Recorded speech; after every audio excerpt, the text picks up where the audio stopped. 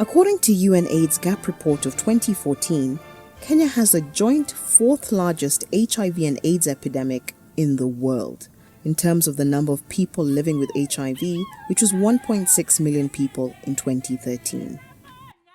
Many families have been robbed of breadwinners who have died as a result of the HIV and AIDS scourge.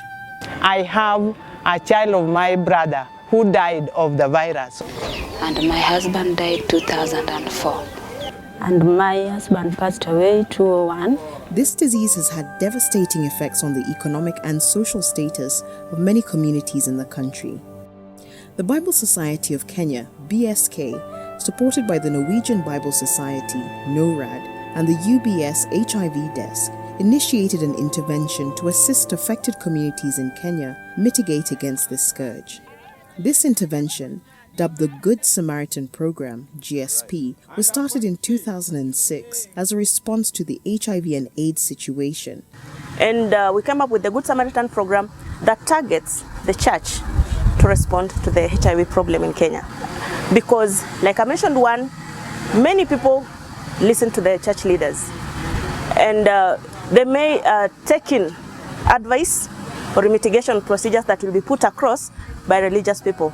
The Good Samaritan is derived from the book of Luke, chapter 10, verse 25 to 37, which seeks to address the challenges faced by the infected and to reduce new infections through behavior change communication.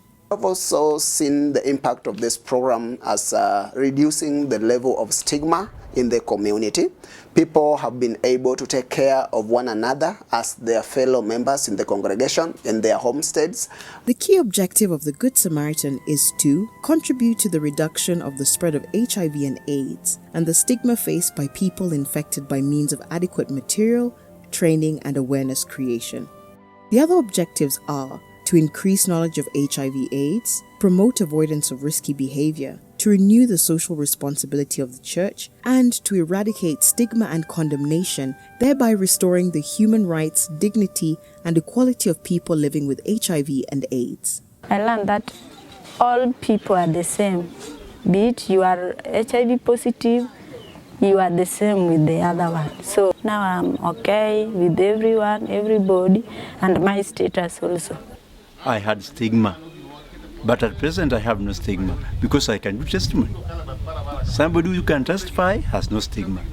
As the program was implemented, participants began to get together to seek ways to support the infected in their midst. At the time, it was difficult for people living with HIV to find employment, and this continues to be the same case even today. BSK advocated for the groups and churches to initiate income-generating activities.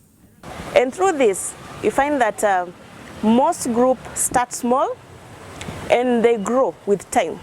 Say, for instance, if it is through saving, they start small, maybe with about $1, not even $1, half a dollar, quarter $1. And then with time, when you put together $1 and $1, at the end of the day, you have $50 or $100.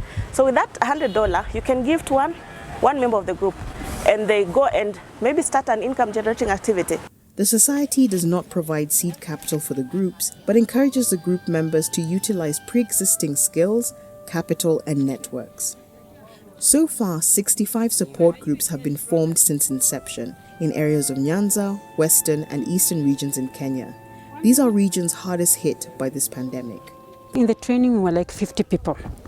Out of these 50 people, they went and formed their groups. We were trained. After 3 days, we disparted. People went and formed their individual groups.